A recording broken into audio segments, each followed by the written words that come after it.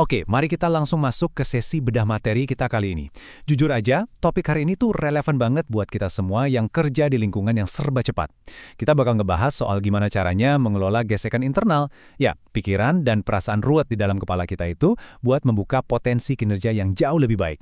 Ada satu kerangka kerja luar biasa yang namanya agility emosional atau ketangkasan emosional. Kalau Anda pernah ngerasa kewalahan sama keraguan diri atau stres kerja, wah, materi ini bakal ngebuka wawasan Anda banget. Nah, kita masuk ke bagian pertama.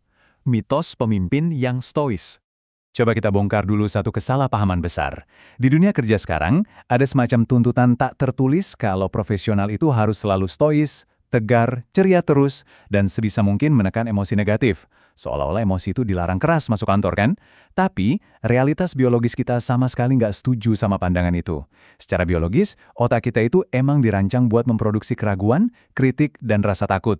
Tujuannya buat apa? Ya, untuk menjaga kita tetap aman dan mengantisipasi masalah di depan. Jadi sebenarnya, pikiran kita tuh cuma lagi ngejalanin tugasnya aja. Lanjut ke bagian kedua, terkena pancingan. Jadi gini, masalah utamanya tuh bukan di pikiran negatifnya itu sendiri. Itu wajar dan alami banget. Gesekan baru muncul waktu kita bereaksi keliru, alias terpancing. Ya persis kayak ikan yang langsung nyaplok umpan. Terpancing ini biasanya muncul dalam dua bentuk. Pertama, Anda benar-benar termakan sama pikiran negatif itu, menganggapnya sebagai kebenaran mutlak, terus ujung-ujungnya panik. Atau yang kedua, Anda malah menghindar. Misalnya menolak tantangan atau proyek baru karena takut gagal. Dua-duanya bikin Anda jalan di tempat. Bagian ketiga, melatih agility emosional. Berita baiknya, kita bisa kok melepaskan diri dari pancingan itu pakai skill agility emosional ini. Pemimpin yang tangkas itu nggak repot-repot menekan emosi. Mereka justru menavigasi pengalaman batin mereka lewat 4 langkah praktis. Kenali, beri label, terima, dan bertindak. Yuk kita bedah satu-satu. Langkah pertama, kenali polanya. Anda harus sadar kapan Anda lagi terpancing. Memang ini gampang-gampang susah, tapi coba deh perhatikan tanda-tandanya. Pernah nggak ngerasa pikiran Anda jadi kaku banget, muter-muter di situ aja, atau ngerasa kayak di kepala lagi ada siaran ulang dari pengalaman buruk masa lalu? Nah, kalau udah kerasa begitu, itu alarm. Artinya, Anda lagi kepancing sama emosi Anda sendiri. Masuk ke langkah kedua, beri label. Taktik ini sangat kuat dampaknya. Ibaratnya, kalau lihat skop, ya sebut itu skop. Sama halnya dengan pikiran. Sebut pikiran sebagai pikiran dan emosi sebagai emosi. Lewat cara ini, Anda seakan lagi ngambil sudut pandang dari atas untuk melihat diri sendiri.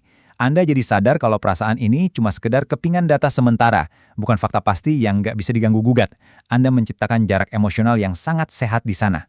Dan yang paling luar biasa dari ini semua, riset membuktikan kalau praktek simpel ngasih label emosi ini bisa membawa dampak fisik langsung.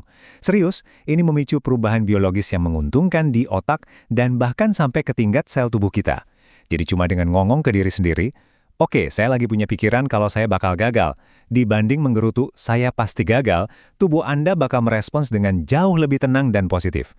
Langkah ketiga, terima. Daripada dilawan mati-matian, mending emosi itu diterima aja dengan sikap terbuka. Biarkan diri Anda merasakan emosi tersebut. Kenapa harus gitu?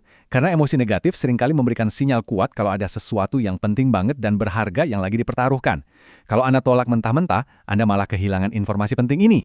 Nah, buat taktik praktisnya, ingat angka 10. Pas Anda ngerasa mulai terkena pancingan itu, coba deh ambil napas dalam-dalam 10 kali. Jeda sebentar. Tarik napas mungkin nggak langsung bikin semua masalah selesai seketika, tapi intinya kita ngasih ruang untuk diri sendiri.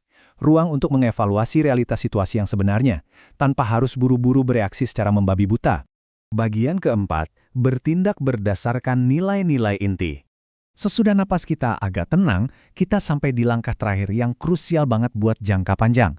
Bertindak berdasarkan nilai-nilai Anda, pikiran kita itu bakal terus mengalir, emosi juga bakal berubah-ubah layaknya cuaca, nggak bisa ditebak.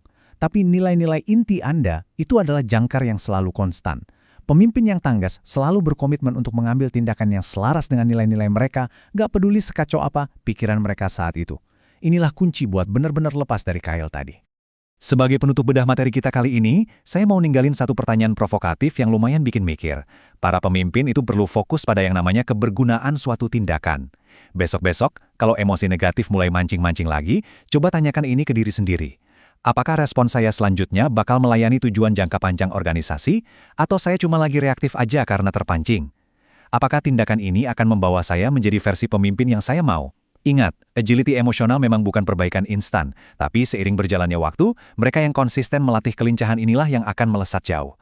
Jadi jangan biarkan Kyle itu menahan potensi Anda.